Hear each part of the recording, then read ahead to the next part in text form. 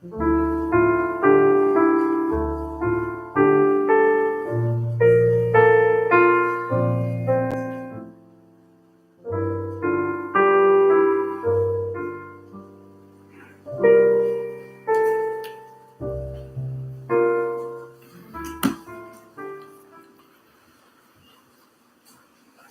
조용하게 기도하심으로 성령 강림후 제2주 순교자 기념주일 주일 2부 예배를 하나님께 드리도록 하겠습니다.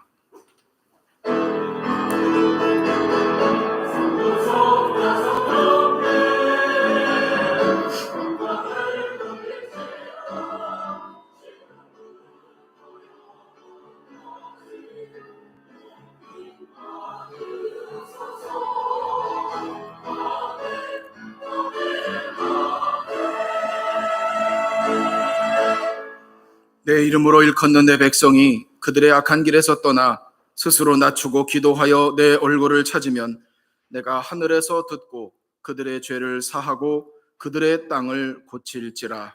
아멘. 거룩하신 하나님, 오늘 저희를 주님의 전으로 불러주시고 믿음의 선진들을 기르는 순교자 기념주일 예배로 인도해 주심 감사드립니다. 이 땅에 복음이 전해지던 초창기 핍박과 고난 속에서도 생명보다 예수 그리스도를 더 사랑하였던 수많은 순교자들의 믿음을 오늘 우리가 기억합니다. 우리가 누리는 자유로운 믿음 생활이 이들의 피와 헌신 위에 세워졌음을 잊지 않게 하시고 그 희생이 헛되지 않도록 오늘 우리의 삶도 믿음과 진리 위에 세워지게 하옵소서. 75년 전 이 땅에 닥친 전쟁의 참혹함 속에서도 주의 긍휼로 나라를 보존하시고 폐허 위에 다시 일어설 힘을 주신 하나님을 찬양합니다. 아직도 이 땅에 분단의 아픔과 상처가 남아 있사오니 전쟁을 겪은 세대의 아픔을 위로해 주시고 다음 세대에게는 평화의 소망과 책임감을 심어 주옵소서. 오늘 이 시간 우리가 드리는 예배를 받아주시고 우리 가운데 성령으로 임재하셔서 진리와 은혜로 우리를 새롭게 하옵소서. 예수님의 이름으로 기도하옵나이다. 아멘.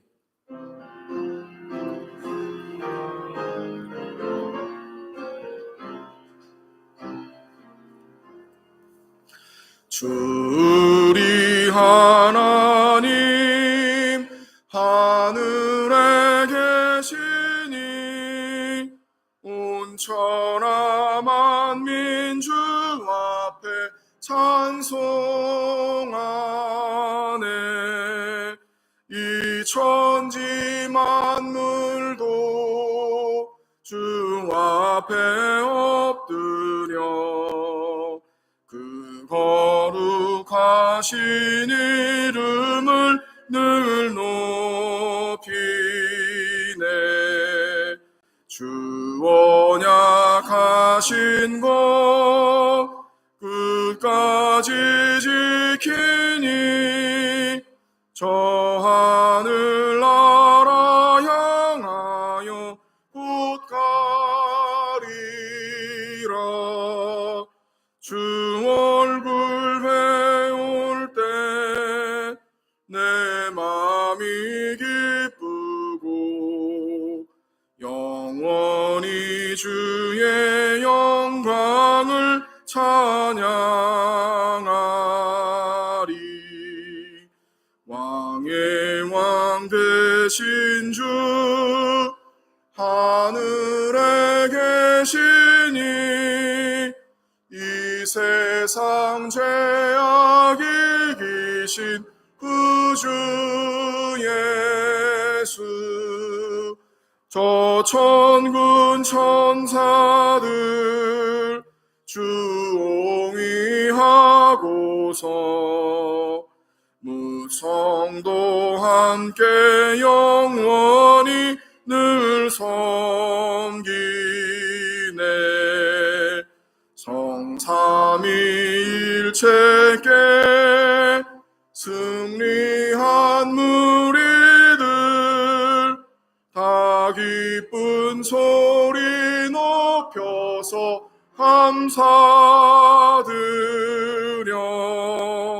창조주 하나님 내 주님 되시니 주 앞에 나도 엎드려 경배하네.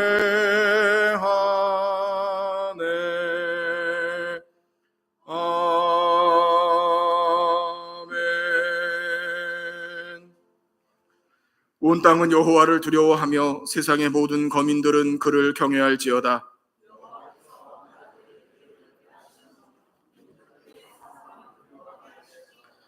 여호와의 계획은 영원히 서고 그의 생각은 대대에 이르리로다.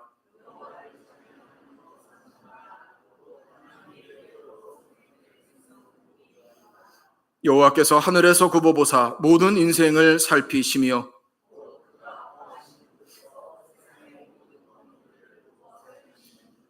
많은 군대로 구원 얻은 왕이 없으며 여호와는 그를 경외하는 자, 곧 그의 인자하심을 바라는 자를 살피사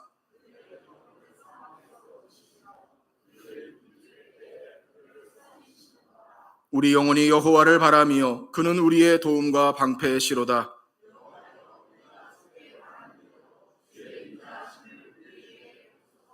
아멘. 전능하사 천지를 만드신 하나님 아버지를 내가 믿사오며 그 외아들 우리 주 예수 그리스도를 믿사오니 이는 성령으로 잉태하사 동정녀 마리아에게 나시고 본디오 빌라도에게 고난을 받으사 십자가에 못 박혀 죽으시고 장사한 지 사흘 만에 죽은 자 가운데서 다시 살아나시며 하늘에 오르사 전능하신 하나님 우편에 앉아 계시다가 저리로서 산자와 죽은 자를 심판하러 오시리라. 성령을 믿사오며 거룩한 공회와 성도가 서로 교통하는 것과 죄를 사하여 주시는 것과 몸이 다시 사는 것과 영원히 사는 것을 믿사옵나이다. 아멘.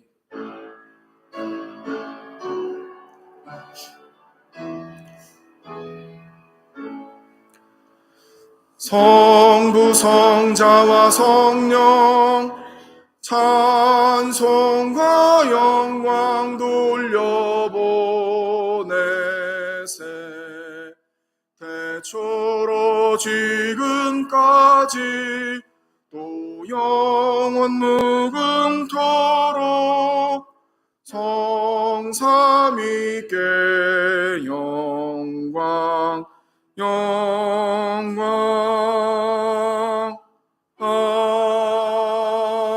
아멘.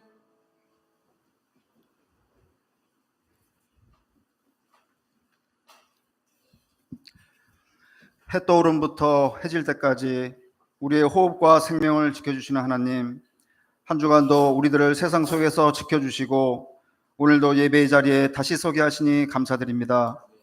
주님은 자비로우사 우리들의 죄와 실수를 반복해도 인내하시고 기다려주시니 그 크신 사랑에 감사드립니다. 죄악에 둔감한 우리들 부족함과 나약함을 불쌍히 여기사 고쳐주시고 주님의 보혈로 깨끗이 씻어주시어 우리의 삶을 성결하게 하시고 하나님 보시기에 아름다운 삶을 살아갈 수 있도록 인도하여 주시옵소서. 오늘은 순교자 기념주일로 예배드립니다. 신앙을 지키기 위해 생명을 내놓았던 믿음의 선조들을 되새기며 그 신앙의 유산을 오늘날 우리 삶 속에서 어떻게 지켜나갈지를 묵상하고 결단하며 그들의 고귀한 헌신과 충성을 본받고자 이 자리에 섰습니다. 순교자의 피는 땅에 떨어진 헛된 고통이 아니라 복음의 씨앗이 되었고 오늘 우리가 누리는 자유로운 신앙생활의 밑거름이 되었으니 이 얼마나 감사한 일인지 모릅니다. 하나님, 순교자들이 생명의 위협 앞에서도 끝까지 주님을 붙든 믿음을 오늘 여기 모인 우리의 가슴에도 새겨주시옵시고 우리도 그 믿음 안에서 굳건히 서게 인도하여 주시옵소서. 우리 의정부교회 모든 성도들, 하나님께서 우리에게 주신 소중한 삶을 살아가는 데 있어서 그 삶을 아무렇게나 살아가는 것이 아니라 하나님의 주신 사명을 온전히 붙들고 살아가는 인생들이 될 수 있도록 인도하여 주시옵소서. 우리가 머무는 삶의 현장이 온통 순교의 자리이며 우리가 쓰고 있는 시간들을 모두 순교의 기회로 여기며 하나님께서 주신 복음 전파의 사명을 잘 감당하는 복된 성도들이 될 수 있도록 축복하여 주시옵소서. 하나님의 주신 또 다른 사명으로 우리 믿음의 성도들 세상 살아갈 때에 분열과 다툼의 통로가 아닌 주님께서 주신 평강과 평화를 전달하는 통로가 되길 원합니다. 그리스도의 평강이 너희 마음을 주장하게 하라. 너희는 평강을 위하여 한 몸으로 부르심을 받았나니 너희는 또한 감사하는 자가 되라. 골로새서 말씀처럼 주님께서 주신 평강과 평화의 은혜를 우리만 누릴 것이 아니라 상처받은 이 세상을 축복하고 치유하는 주님의 평화가 우리 믿는 자들로부터 세상 속으로 흘러 넘칠 수 있도록 축복하여 주시옵소서. 하나님께서 영적 지도자로 세우신 왕정상 담임 목사님 건강 지켜주시고 목회에 힘주시고 축복하시사 성도들과 더불어 합심하여 하나님께서 부여하신 사명들을 잘 감당할 수 있는 의정부교회 공동체가 되도록 축복하여 주시옵소서. 하나님, 이 나라 대한민국의 정치 지도자들 위해 임하사 그들의 생각과 마음을 주관하여 주시옵소서. 이 나라의 정치인들은 아무리 세월이 흐르고 나라의 국격과 위상이 올라가도 여전히 저질스럽고 여전히 거짓으로 국민을 선동하며 여전히 국익보다 당파와 사익을 추구하는 데 여념이 없습니다. 저들에게 진정으로 나라와 민족을 사랑하는 마음을 주시옵소서. 당파와 지역주의에 사로잡혀 민생을 볼모로 사익을 탐하지 않게 하시고 개인의 사리사욕을 위하여 이권에 개입하지 않게 하여 주시고 국민이 피땀 흘려 납부한 세금을 자기 주머니 속 쌈짓돈처럼 함부로 사용하지 않게 하여 주시옵소서. 당장의 인기를 얻기 위한 선심성 정책보다 미래를 멀리 내다보고 진정 국익에 도움이 되는 정책들을 추진할 수 있도록 주관하여 주시옵소서. 고대 그리스의 철학자인 플라톤은 정치에 무관심한 대가는 가장 저질스러운 인간들에게 지배받는 것이라고 경고한 바 있습니다. 하나님, 대한민국 국민들에게 지혜를 주시사 어떠한 정책과 방향이 나라의 발전과 미래의 삶에 더 합당한지 예의주시하게 하시고 저질스러운 자들에게 지배받지 않도록 저들을 잘 감시하고 제대로 심판할 수 있도록 지혜를 더하여 주시옵소서. 이제 본격적인 장마철이 되었습니다. 해마다 되풀이되는 자연재해 앞에서 저희는 한없이 나약한 존재들임을 고백합니다. 폭우와 강풍으로 인해 발생하는 모든 피해로부터 저희를 지켜주시고 어떠한 인명피해와 재산피해가 없도록 보살펴 주시옵소서. 전국 어디에서도 하천이 범람하지 않게 하시고 산사태와 침수의 위협으로부터 모든 국민을 보호하여 주시옵소서. 농작물과 가옥의 피해가 최소화되게 하시고 어렵게 일군 삶의 터전을 잃는 이들이 없도록 주님께서 지켜주시길 간절히 기도드립니다.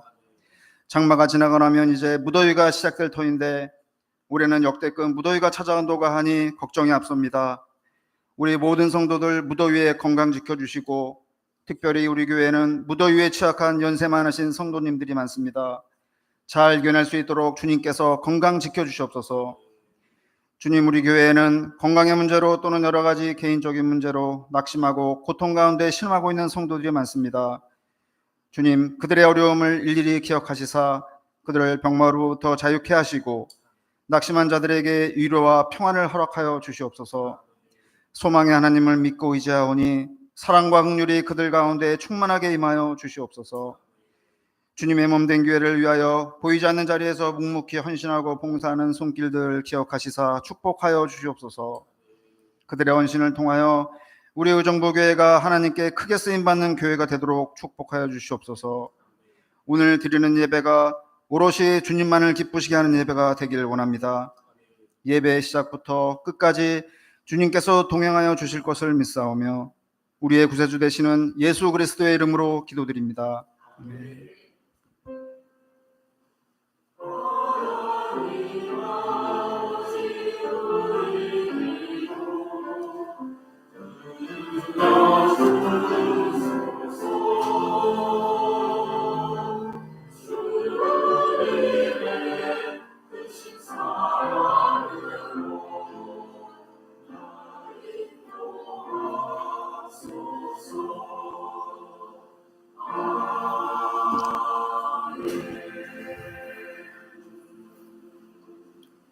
오늘 우리에게 주신 하나님의 말씀은 신약성경 마태복음 5장 9절 말씀입니다.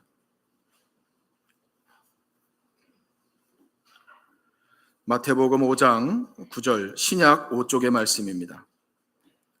화평하게 하는 자는 복이 있나니 그들이 하나님의 아들이라 일컬음을 받을 것이미요. 아멘.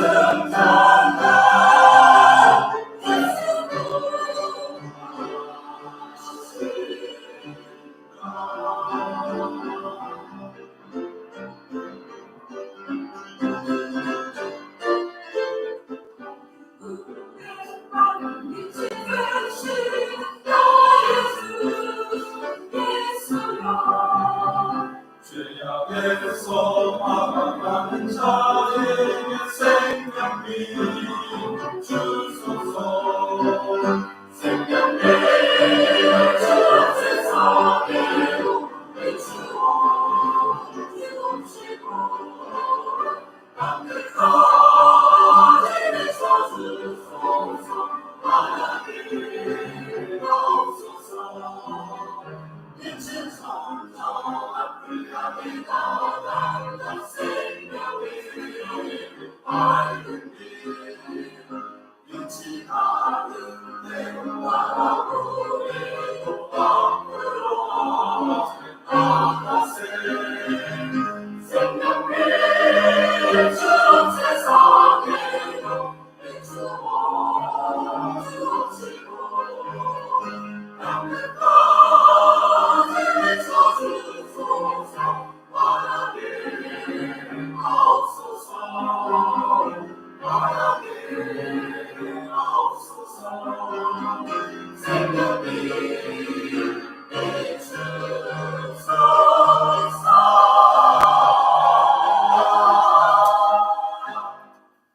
아멘.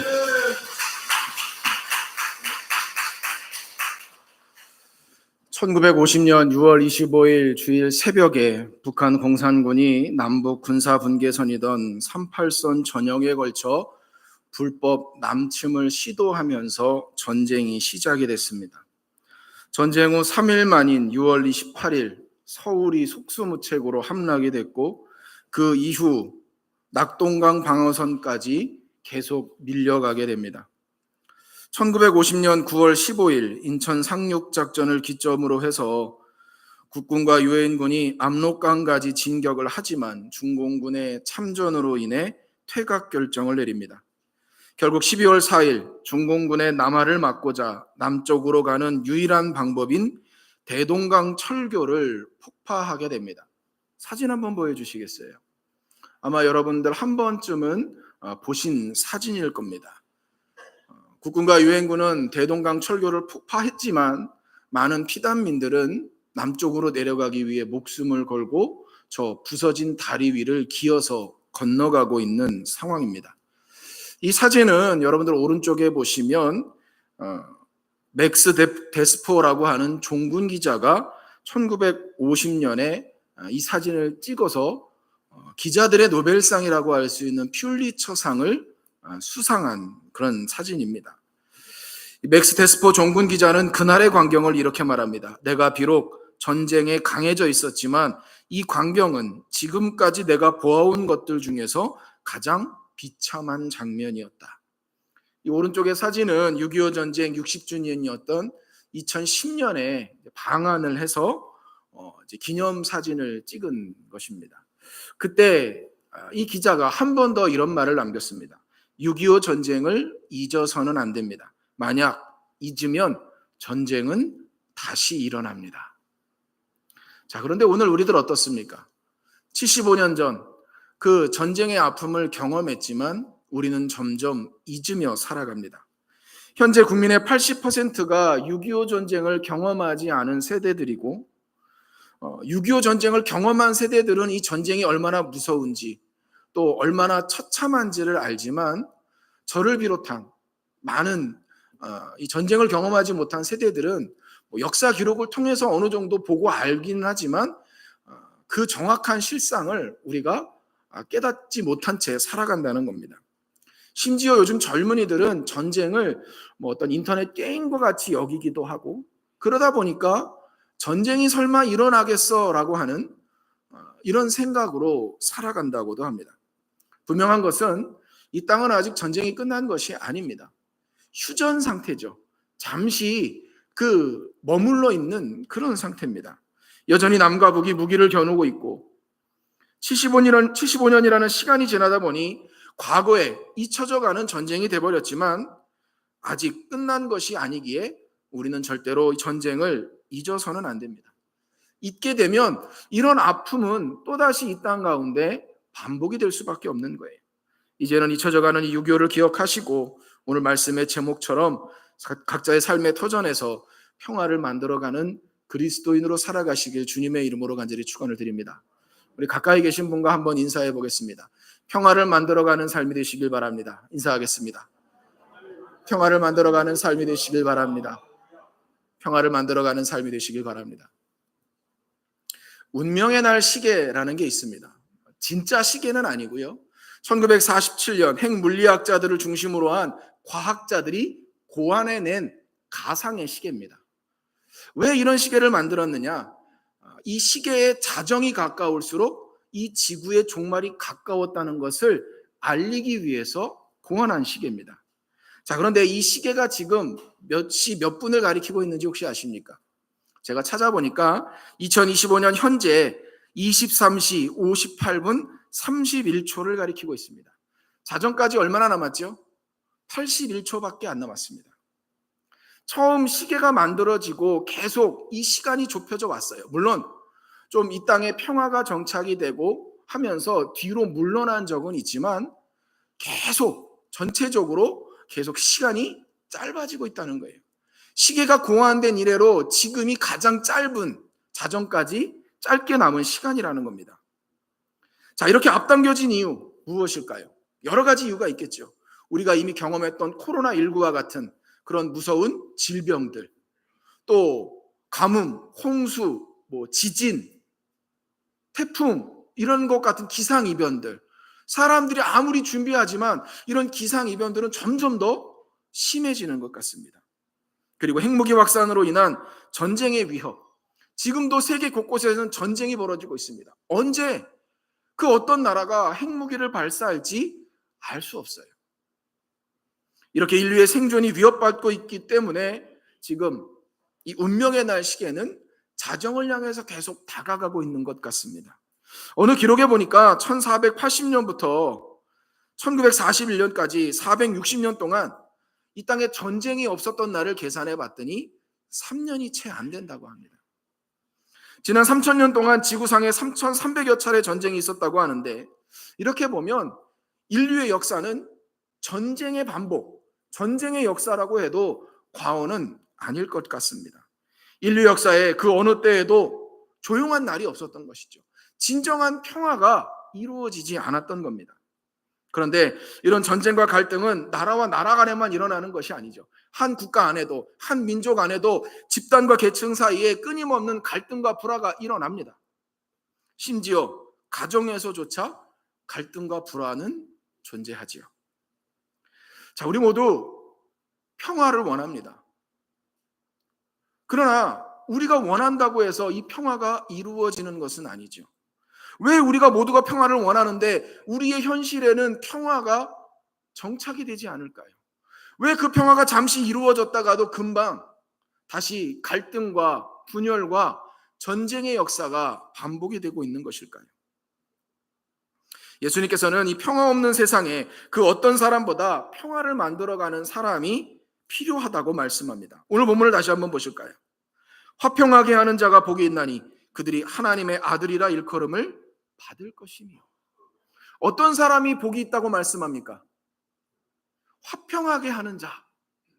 영어 성경으로는 피스메이커라는 단어를 썼어요. 즉 평화를 사랑하고 평화를 만들어가는 사람이 진정 복이 있는 사람이라 말씀하죠.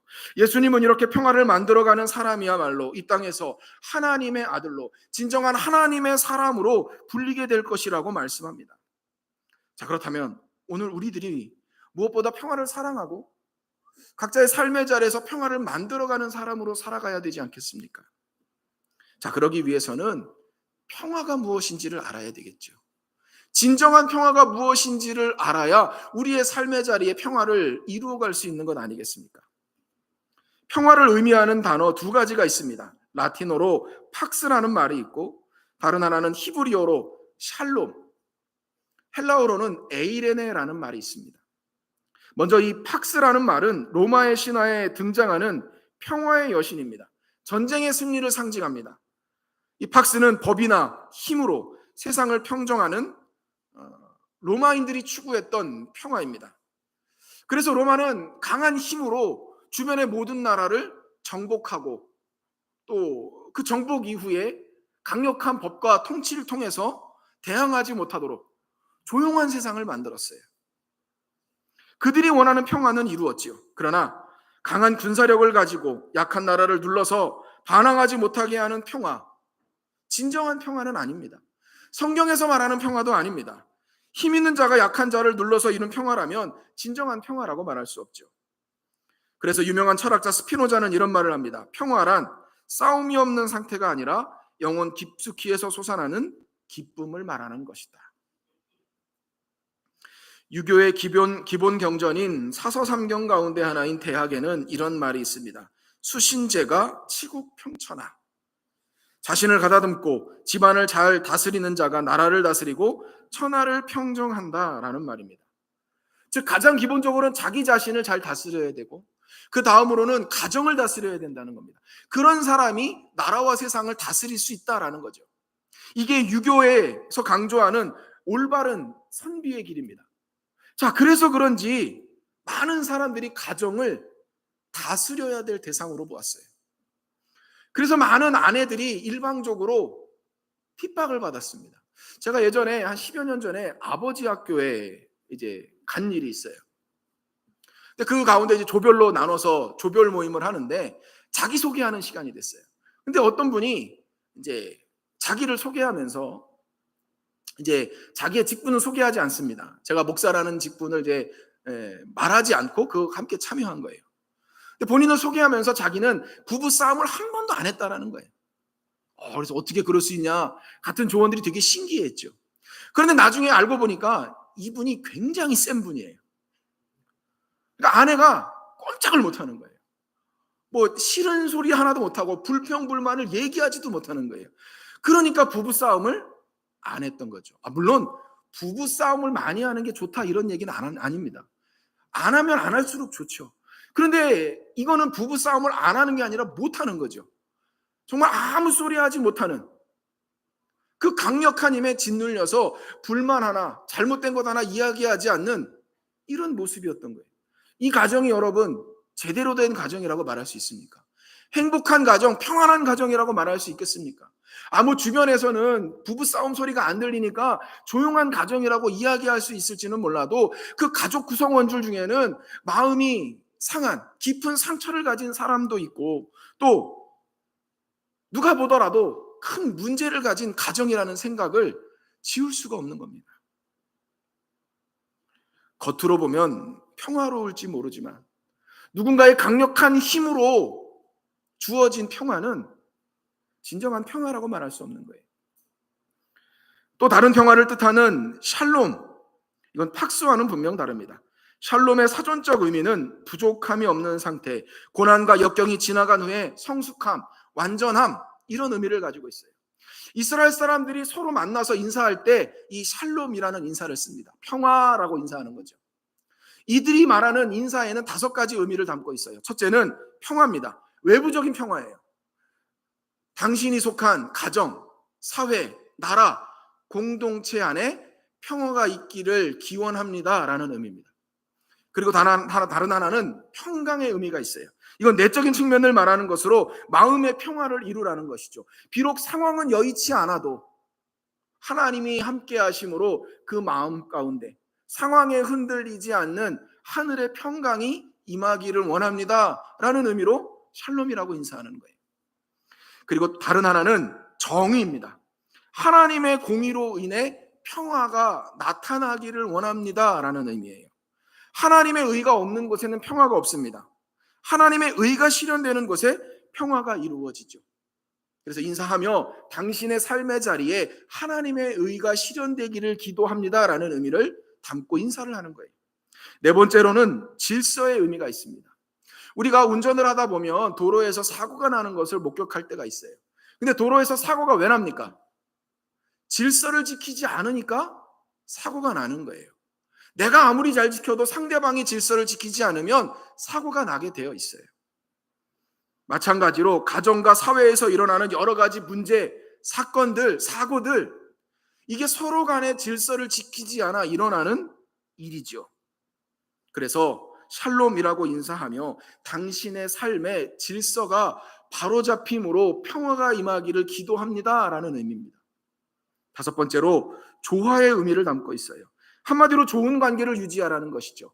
샬롬이라고 인사하면서 하나님과 좋은 관계를 맺으시고 주변의 모든 사람들과도 좋은 관계를 맺으십시오라고 하는 인사입니다.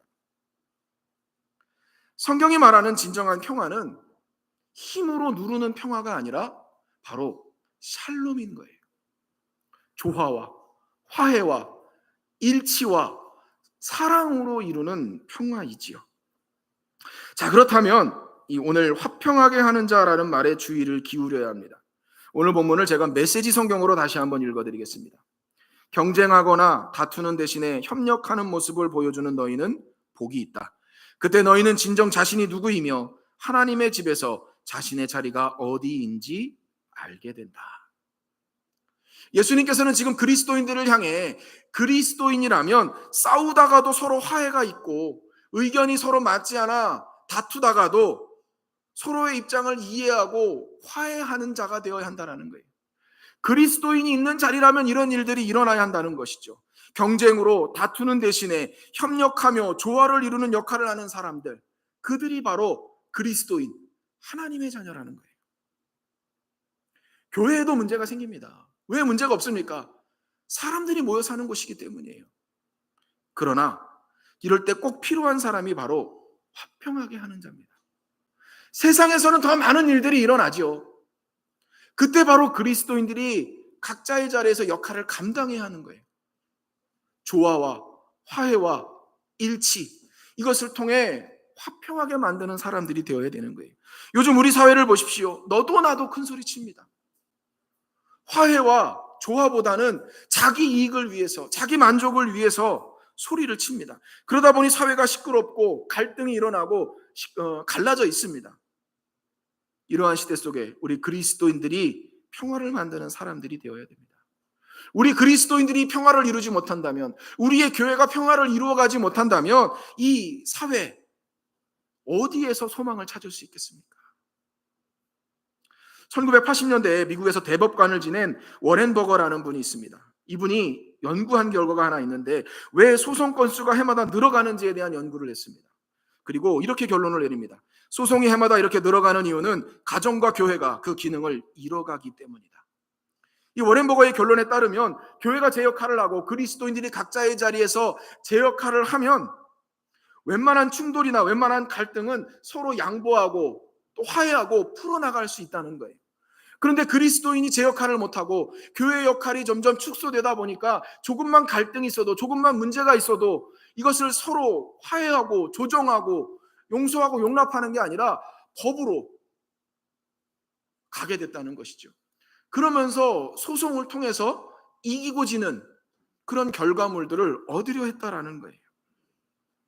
작은 문제만 일어나도 스스로 감당하려 하지 않고 무조건 타인의 힘에 의해서, 법에 의해서 해결하려 했다라는 겁니다.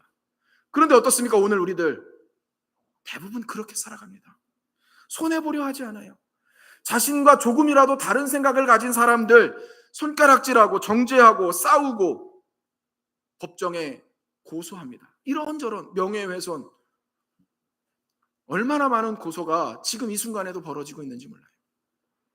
오늘 예수님은 이런 세상 속에서 하나님의 백성들인 우리에게 화해와 조화와 평화를 만들어가는 자로 살아가라 말씀하고 계십니다. 고린도후서 5장 17절과 18절 말씀입니다. 그런즉 누구든지 그리스도 안에 있으면 새로운 피조물이라. 이전 것은 지나갔으니 보라 새 것이 되었도다.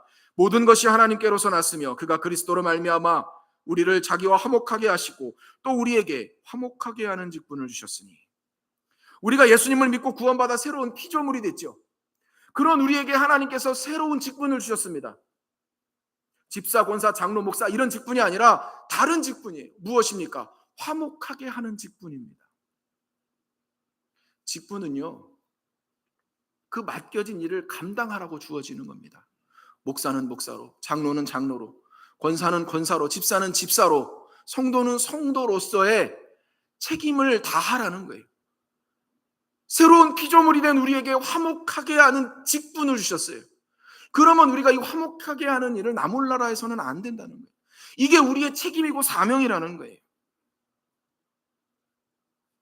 여러분, 믿음의 조상 아브라함은 우리가 본받아야 할 사람입니다. 믿음의 면에서도 그렇지만 화해와 조화와 평화를 만들어가는 부분에서도 우리에게 본이 되었어요. 아브라함에게는 조카 롯이 있었습니다. 함께 갈대아 우르에서 나왔고 함께 하나님의 축복을 받았습니다. 시간이 지남에 따라 소유, 가축이 점점 늘어났고 가축들에게 먹일 풀이 부족해지자 아브라함의 이제 가축을 돌보는 자들과 롯의 가축을 돌보는 자들과 다툼이 일어났어요. 그것을 유심히 지켜보던 아브라함이 이래서는 안 되겠다라고 생각을 했죠. 그래서 어느 날 조카를 부릅니다. 그리고 제안을 합니다. 자, 주변을 한번 둘러보고 네가 너의 가축들과 너의 종들을 데리고 가서 목축할 땅을 먼저 좀 선택을 해라. 그러면 내가 부딪히지 않는 곳으로 내가 가겠다. 아브라함이 먼저 선택할 수 있잖아요. 삼촌입니다. 또 고향에서 조카를 데리고 오면서 아브라함 덕택에 조카는 많은 축복을 받았어요. 그러면 양보할 법도 한데 삼촌이 이야기하니까 덥석 먼저 선택을 해버립니다. 요단강이 보이는 쪽을 선택을 하죠. 아브라함은 어떡합니까? 야, 거기는 내가 갈 땅인데 하지 않습니다. 조카가 먼저 선택을 하게 하고 아브라함은 부딪히지 않는 반대편을 선택을 해서 가게 되죠. 롯이 선택한 땅이 분명 더 좋은 땅입니다. 그 반대는 목축하기에 좋지 않은 황폐한 땅이었어요. 그런데도 아브라함은 자기가 갖고 있던 좋은 조건을 다 포기하고 그쪽으로 옮겨갑니다. 왜 그쪽으로 옮겨갑니까? 아브라함이 왜 이렇게 했을까요? 아브라함에게는 재산이 중요한 게 아니었어요. 화해와 조정과 조화가 필요했던 거예요. 가족이 서로 아끼고 사랑하는 것이 재물이 늘어나는 것보다 더 중요했던 거예요. 그것이 더 아름다운 것이고 그것이 진정한 행복이라고 생각을 했던 것이죠. 자, 그런데 문제는요, 하나님은 이런 사람을 좋아하신다는 거예요. 이런 아브라함을 찾아오셨고 그리고 아브라함에게 이렇게 축복해 주십니다. 너는 눈을 들어 너 있는 곳에서 북쪽과 남쪽 그리고 동쪽과 서쪽을 바라보라. 보이는 땅을 내가 너와 내 자손에게 주리니 영원히 이르리라. 너는 일어나 그 땅을 종과 횡으로 두루 다녀보라. 내가 그것을 내게 주리라. 발로 밟는 모든 땅을 주시겠다는 거예요. 이게 얼마나 큰 축복입니까? 여러분 어떻게 아시겠어요? 눈 뜨자마자 멀리 발 밟고 다니시겠죠? 그 땅을 주신다고 그랬는데 말이죠. 하나님이 얼마나 아브라함을 축복하시기를 원하셨으면 이런 축복의 방법을 택하셨겠습니까? 사랑하는 교회 여러분, 하나님은 각자의 자리에서 이렇게 평화를 만들어가는 자를 사랑하십니다. 왜냐? 이 모습이 바로 하나님의 성품을 닮은 모습이기 때문이에요. 하나님이 분열과 갈등을 좋아하십니까? 아닙니다. 평화와 일치와 조화와 화해를 좋아하시는 분이에요. 그렇게 하나님은 자기를 닮은 평화를 만들어가는 자를 사랑하시고 축복하십니다. 오늘 여러분들도 아브라함이 받아 누렸던 축복을 받아 누리시기를 바랍니다. 그러기 위해서 각자의 자리에서 화해와 조화와 평화를 만들어 가시길 바랍니다. 성경을 보면 예수님이야말로 진정 화해와 조화와 평화를 위해 이 땅에 오셨음을 알게 됩니다. 창세기 3장에 보면 사람은 하나님의 말씀에 불순종하고 죄에 빠져들게 됩니다. 그리고 에덴 동산에서 쫓겨나게 됐죠. 더 이상 하나님과 함께 할 수 없었습니다. 하나님께서는 그런데 이런 사람들의 모습을 불쌍히 여기셨어요. 왜 불쌍히 여기십니까? 사랑하셨기 때문이죠. 그리고 하나님의 형상을 닮은 존재로 창조하셨기 때문이죠. 그래서 이런 사람을 그냥 내버려 두지 않으시고 하나님께서 먼저 화해의 손길을 내미십니다. 그 손길이 무엇입니까? 예수 그리스도께서 이 땅에 오신 사건이에요. 예수님은 평화의 왕으로 이 땅에 오셨고 그것을 이루기 위해 십자가에서 죽으셨습니다. 에베소서 2장 14절부터 16절에 보면 예수님께서 십자가에서 죽으신 의미를 이렇게 설명합니다. 그는 우리의 화평이신지라 둘로 하나를 만드사 원수된 것 곧 중간에 막힌 담을 자기 육체로 허시고 법조문으로 된 계명의 율법을 폐하셨으니 이는 이 둘로 자기 안에서 한 세 사람을 지어 화평하게 하시고 또 십자가로 이 둘을 한 몸으로 하나님과 화목하게 하려 하심이라.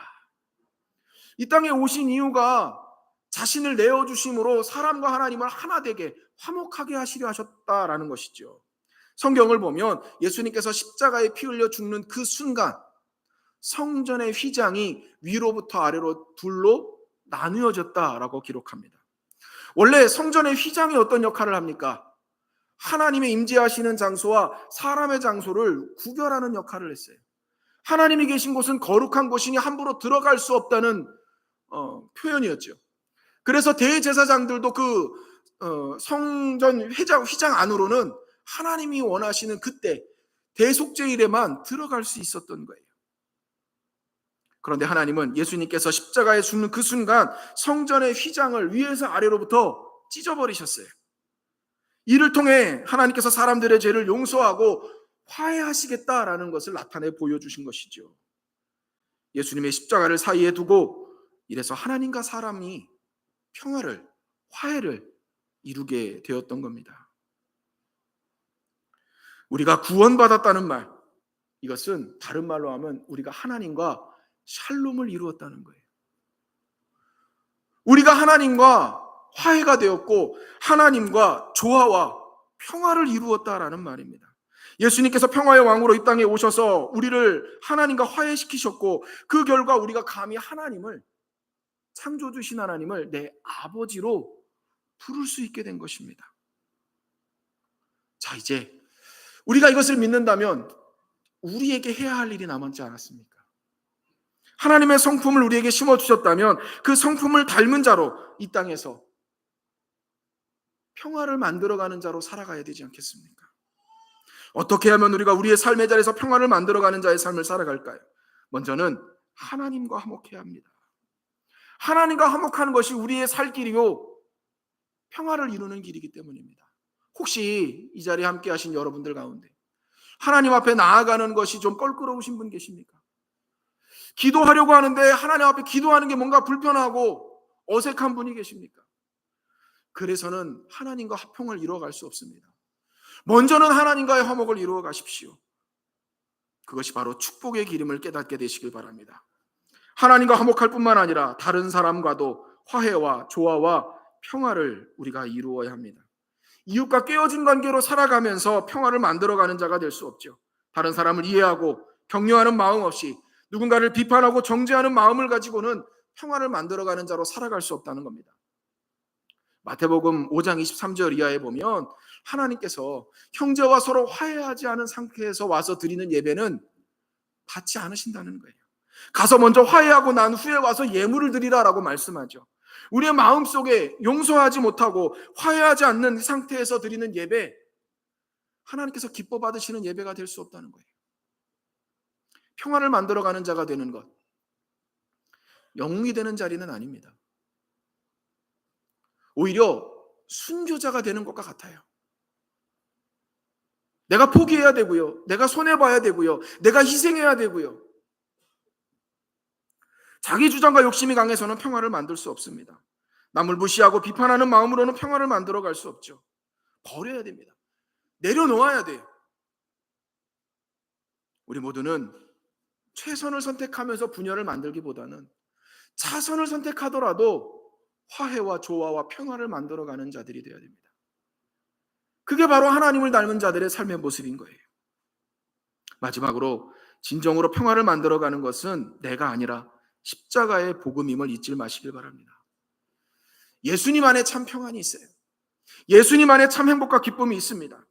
그러므로 평화가 없는 이 땅에 화해를 이루는 좋은 방법은 십자가의 복음을 전하는 것이죠. 오늘 저와 여러분들은 이 화해의 복음, 십자가의 복음을 전하는 자가 되시길 바랍니다. 그렇게 될 때 우리가 가는 곳마다, 우리가 살아가는 삶의 터전마다 화해와 조화와 평화의 역사가 나타나게 될 거예요.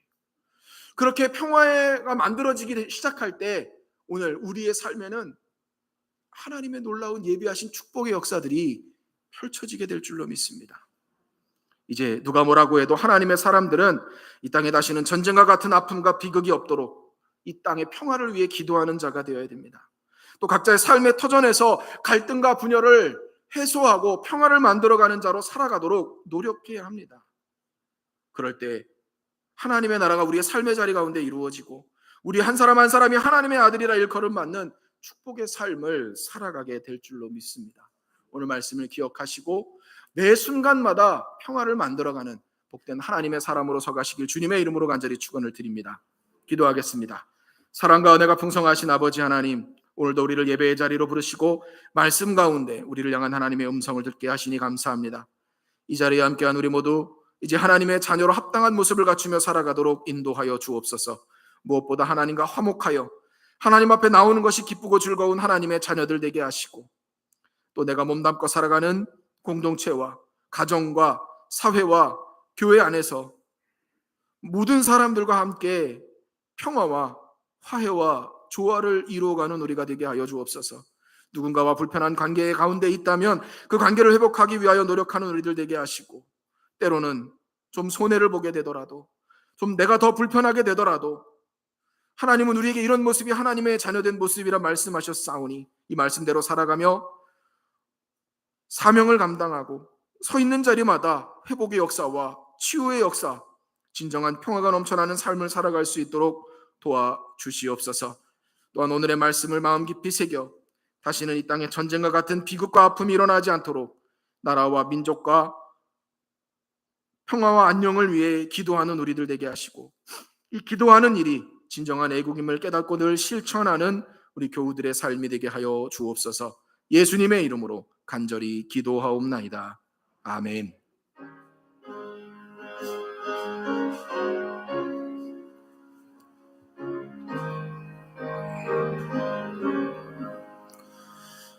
내 맘에 한 노래 있어 나 즐겁게 늘 부르네. 이 노래를 부를 때에 큰 평화 임하도다. 평화 평화 하나님 주신 선물, 그 놀라운 주의 평화 하나님 선물일세. 주 십자가 지심으로 날 구원해 주셨으며 주 예수님 고난받아 나 평화 누리도다. 평화 평화 하나님 주신 선물, 그 놀라운 주의 평화 하나님 선물일세. 나 주님께 영광 돌려 참 평화가 넘치도다. 주 하나님 은혜로서 이 평화 누리도다. 평화 평화 하나님 주신 선물, 그 놀라운 주의 평화 하나님 선물일세. 이 평화를 얻으려고 주 앞으로 나아갈 때 주 예수님 우리에게 이 평화 주시도다. 평화 평화 하나님 주신 선물,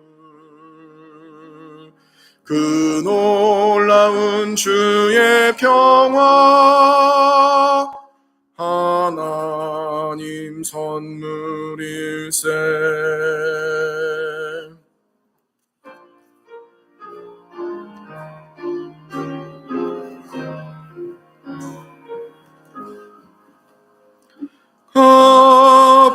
비싼 양유를 주께 드린 막달라 마리아 본받아서 향기로운 산제물 주님께 바치리. 사랑의 주 내 주님께 연약한 자에게 힘을 주고 어두운 세상에 빛을 비춰 성실과 인내로 내 형제 이끌리.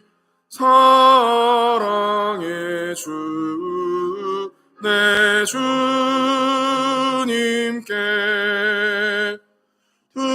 두려운 마음에 소망 주고 슬픔에 쌓인 자 위로하며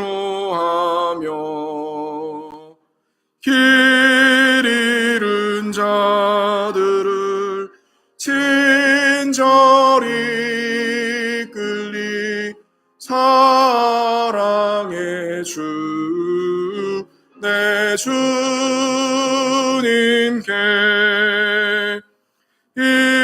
인생의 왕운이 깃들어서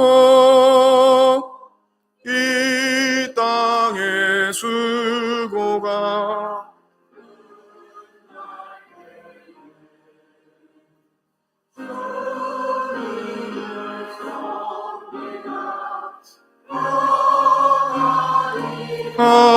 하리라.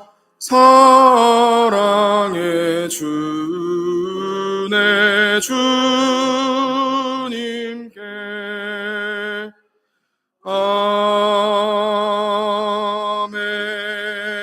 아멘. 고마우신 하나님, 우리의 삶의 자리마다 베풀어 주신 그 놀라운 은혜에 감사를 드립니다. 저희가 각자 일터에서 일할 수 있는 힘과 건강을 주셨고 때마다 필요를 채워주신 하나님의 그 사랑과 은혜를 기억합니다. 이 시간에 쓰고 수고하여 얻은 물질을 정성껏 구별하여 기쁨으로 마음 다하여 드리오니 기쁘게 받아주시고 예물이 사용되는 곳곳마다 하나님의 역사가 일어나 많은 영혼을 살리는 기쁨 있게 하시고 또 드린 교우들의 손길 위에 하늘의 은혜를 더하여 주셔서 날마다 흘러넘치는 복을 받으며 살아가는 행복의 삶, 기쁨의 삶, 천국의 삶이 되게 하여 주옵소서. 또 부어주신 복으로 마음껏 하나님의 영광을 위해 일할 수 있는 우리 모두가 되게 하여 주옵소서. 우리 일상 가운데 만난 하나님의 은혜에 감사하는 마음으로 또 삶에 놓인 여러 가지 기도의 제목과 함께 예물을 드리는 교우들이 있습니다. 정강규 권사님, 임마누엘 하나님의 은혜 감사합니다. 김영순 권사님, 모든 것이 다 주님의 은혜입니다. 이상규 권사님, 주님의 은혜에 감사드립니다. 무명으로 주님 항상 범사에 감사할 수 있게 하옵소서. 조경애 권사님, 늘 함께 하시사 기쁨이 넘치게 하시니 감사합니다. 윤홍상 권사님, 돕는 자 보내주시고 기도에 응답해 주시니 감사합니다. 윤현수 청년, 계획한 모든 일 주님 안에서 이루어지게 하시옵소서. 무명으로 예물 드리시는 교우들이 있습니다. 이갑수 권사님, 지난 한 주간도 은혜 가운데 살게 하여 주시니 감사합니다. 이은순 권사님, 범사에 감사합니다. 한양진 장로님, 할렐루야 주님 은혜 범사에 감사하며 모든 사물을 밝히 분별할 수 있게 하옵소서. 정윤순 권사님, 주님 은혜 감사합니다. 임순환 장로님, 안순자 권사님, 평화의 왕으로 오신 예수님을 찬양합니다. 강은희 성도님, 감사하며 예물 드립니다. 하용준 집사님, 감사하며 예물 드립니다. 김정숙 권사님, 범사에 감사합니다. 안판인 권사님, 주님 은혜 감사합니다. 석정현, 이정옥 성도님, 조지아주로 이사함 감사합니다. 박계원 권사님, 감사하며 예물 드립니다. 고승엽 권사님, 범사에 감사드립니다. 황희만 집사님, 신영정 권사님, 하나님 아버지 감사합니다. 최원신 권사님 범사에 감사합니다. 최연아 어린이, 최수 어린이 일천예물로 감사드리고 임채웅 청년 일천예물로 감사드립니다. 왕정상 목사, 서옥주 사모 그리 아니하실지라도 순종하게 하시며 화평을 이루어가는 우리가 되게 하여 주옵소서. 오늘 하나님의 자녀들의 마음의 원함을 우리보다도 더 잘 아시오니 하나님의 뜻 가운데 모든 필요를 채워주시고 더욱 감사할 조건들이 넘쳐나는 삶이 되도록 인도하여 주옵소서. 함께 예배하기를 원했지만 육신의 약함으로 인해 또 여러 가지 삶의 문제와 환경으로 인해 이 자리에 함께하지 못한 교우들이 있습니다. 하나님 이들을 기억하여 주시고 오늘 우리가 받은 은혜를 저들에게도 나누어 주시옵소서. 모든 것 감사드리오며 복의 근원이신 예수님의 이름으로 간절히 기도하옵나이다. 아멘. 교회 소식 알려드리겠습니다. 오늘 성령 강림의 제2주 순교자 기념주일입니다. 성령 충만함으로 삶의 자리에서 사명을 감당하시는 삶이 되시길 바랍니다. 에너지 절약을 위한 쿨처치 운동합니다. 교회 오실 때에는 단정하면서도 시원한 복장으로 오시길 바라고 교회 시설 이용하실 때에는 함께 절전에 유의해 주시기를 부탁을 드립니다. 지난주 3차 태신자 선물 나갔습니다. 아직 안 받아가신 분들 꽤 많습니다. 명단 제출하신 분들 받아가셔서 태신자를 위한 선물로 사용하시고 이들을 위해서 함께 기도해 주시는 우리 교우들 되시길 바랍니다. 다음 주일 오후 2시에는 무비데이 있습니다. 본당에서 모이게 되고요. 이 무비데이 시간에 각 동아리별 모임 갖도록 합니다. 많이 참석하셔서 함께 귀한 친교의 시간 가지시길 바랍니다. 정기 임원회 7월 6일 주일 2부 예배 후에 본당에서 있습니다. 경기북부 기독교연합회 체육대회가 26일 목요일 구리시 시립체육관에서 있습니다. 정기기획위원회 다음 주일 오후 12시 30분에 목양실에서 있습니다. 기획위원들 기억하시길 바랍니다. 환우들의 건강 회복을 위해서 중보기도해 주시길 바랍니다.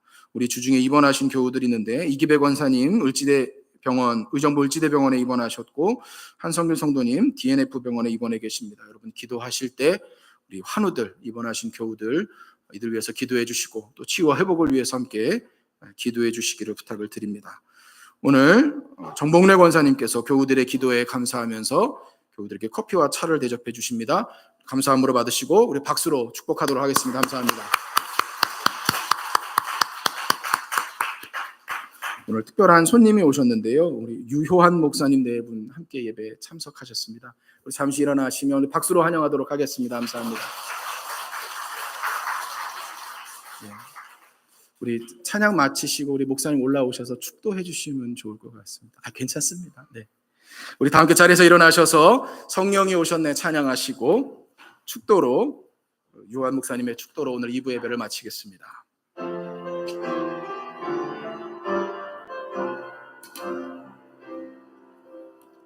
허무한 시절 지날 때 깊은 한숨 내쉴 때 그런 풍경 보시며 탄식하는 분 있네. 고와 같이 너희를 버려두지 않으리. 내가 너희와 영원히 함께하리라. 억눌린 자 갇힌 자 자유함이 없는 자 피난처가 되시는 성령님 계시네. 주의 영이 계신 곳에 참 자유가 있다네. 진리의 영이신 성령이 오셨네. 성령이 오셨네. 성령이 오셨네. 내 주에 보내신 성령이 오셨네. 우리 인생 가운데 친히 찾아오셔서 그 나라 꿈꾸게 하시네.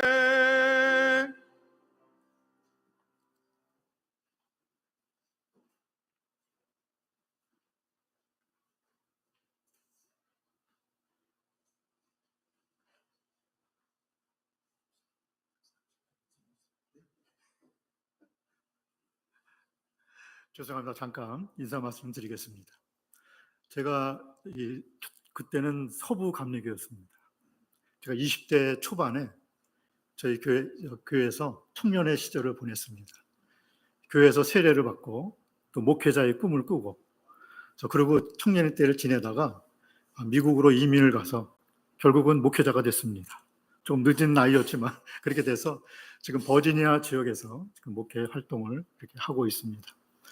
우리 김정수 권사님, 황기훈 장로님 성함 보면서 우리 정광규 권사야 저희도 친구고 어릴 때부터 친구였었는데 그렇게 지내고, 특히 우리 김정수 권사님 사위 되시는 김등수 집사, 그리고 그 따님 되시는 우리 김경덕 집사는 미국에서 필라델피아에서 같은 교회를 섬겼습니다. 그리고 제가 친형이 때 거기서 안수를 받고 지금 버지니아로 내려가게 그렇게 활동을 했습니다. 의정부역에서 내려서 오면서 얼마나 가슴이 뭉클하고, 우리 권사님 사시던 집 들러보면서 여기가 권사님 사시던 집이었지. 상거리 지나면서 이렇게 오고, 요 다리 건너 쪽에 아파트가 지금 촌이 되는데 제가 중학교 때 살던 집이거든요. 여기가 옛날에 살던 집이고, 저 걸어 들어오면서 아주 가슴이 뭉클한 그런 시간을 보냈습니다. 너무 반갑고 너무 감사하고 함께 예배를 드릴 수 있어서 너무 감사한 시간이었습니다. 잠깐 기도하시고 마치겠습니다. 하나님 감사합니다. 이곳에 하나님께서 교회를 세우시고 교회를 통해서 하나님의 나라가 확장되는 데 쓰임받게 하신 하나님께 영광을 돌립니다. 지금까지 지켜주신 하나님 아버지, 주님의 이 몸된 교회를 통해서 세상에 평화를 증거하고 세상에 나가 평화의 싹이 되는 귀한 하나님의 제자들이, 그리스도의 제자들이 모두 되는 귀한 권속들 되게 하여 주시옵소서. 지금은 우리 구주 예수 그리스도의 은혜와 하나님 아버지의 극진하신 사랑하심과 성령의 감화, 감동, 인도하심이 이렇게 한 교회를 이루고 주님의 교회 아래서 하나님의 나라를 이루어가는 주의 권속들 머리 위에 지금부터 영원히 함께 하시기를 우리 구주 예수 그리스도의 이름으로 간절히 축원하옵나이다. 아멘.